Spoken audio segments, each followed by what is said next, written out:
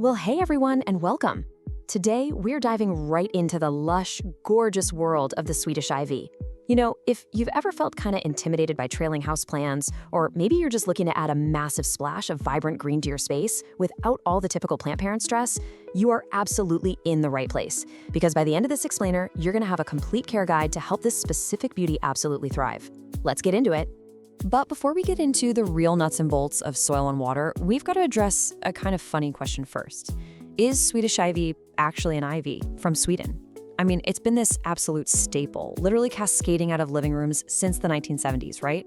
We all know the name, but the answer to this question actually tells us a whole lot about exactly how we need to care for it.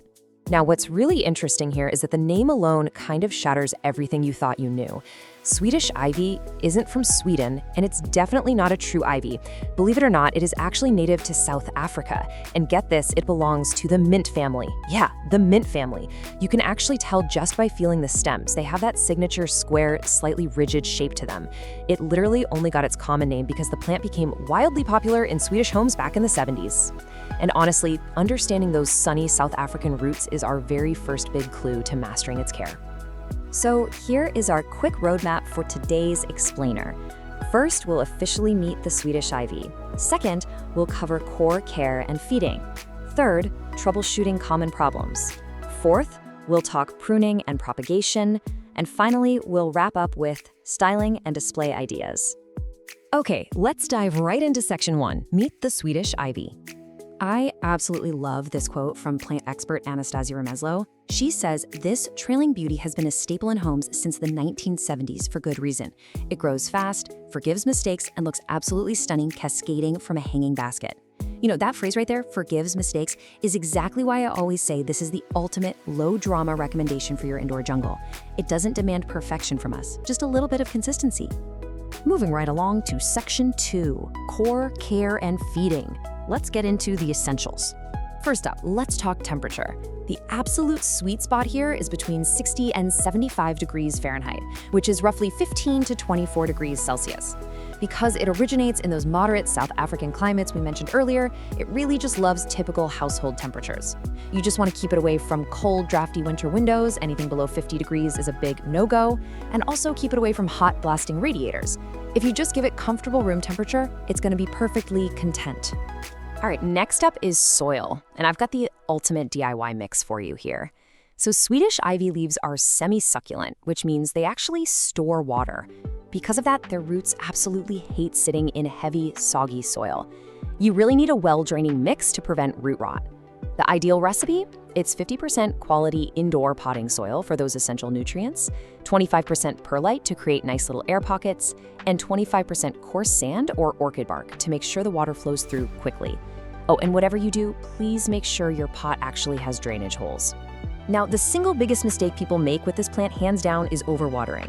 Overwatering causes yellowing on those lower leaves, you get mushy stems, and it leads to potentially fatal root rot. On the flip side, underwatering causes wilting and crispy brown edges, but here's the thing. The plant bounces back from being too dry way faster than from being too wet. So the golden rule for our complete care guide is this: wait until the top inch of the soil feels completely dry to the touch before you water. When you do water, water it deeply until it runs out the bottom, and never ever let the pot set in a saucer of drained water. That brings us to section 3, troubleshooting common problems. Look, even with the best complete care guide in the world, plants are living things and, issues are just gonna pop up. But diagnosing them is actually super straightforward. If your plant has leggy growth, meaning long, bare stems stretching out, it's basically begging you for more light. Just move it to a bright east or west-facing window and pinch back those stems. If you see yellow leaves, well, as we just learned, that's overwatering, so just let that top edge dry out. And finally, powdery mildew. It looks like a fine white dust, and it's caused by stagnant, highly humid air. Just improve the airflow with a gentle fan or just put it in a better spot. See, it's really that simple to course correct. All right, moving on to section 4, pruning and propagation. Let's talk about multiplying your plants. Honestly, if you can put a stem in water, you can make more plants. It's almost too easy. Swedish ivy is arguably one of the easiest houseplants in the entire world to propagate. Literally, every single time you trim or pinch back your plant to make it bushier, which by the way you should be doing regularly, you are essentially creating a brand new plant. Let's walk through this foolproof step-by-step process. First, you're going to take a healthy 4 to 6 inch cutting. Second, gently pull off those bottom leaves to expose the little bumps on the stem. Those are called nodes. Third, drop it into a jar of room temperature water. Fourth, place that jar in some bright indirect light. Fifth, just swap out the water every few days so it stays nice and fresh. And finally, in just a week or two, you're gonna see these little white roots popping out. Once they are about an inch or two long, plant them right into that well-draining soil mix we talked about. And boom, free plants for everyone. And that leads us to our final section, Section 5, Styling and Display Ideas. To make sure your plant display looks its absolute best, keep this quick checklist of pro tips in mind. Number 1, pinch those stems regularly to force the plant to branch out. It makes it look incredibly full and bushy on your shelf. Number 2, bright indirect light is quite literally everything for vibrant color. 3, rotate the pot every few months so the plant grows evenly on all sides instead of leaning toward the window. 4, when it's finally time to repot, only go up one pot size. They actually like being just a tiny bit snug. And finally, and honestly this is a massive relief for so many of us, this gorgeous plant is 100% non-toxic and totally pet safe for your cats and dogs, so you can hang it anywhere without a single worry.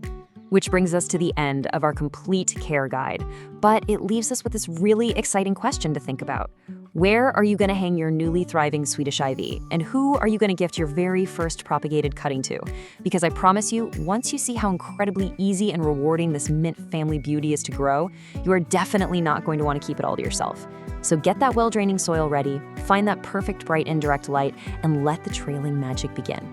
Thank you so much for joining me for this explainer, and happy planting!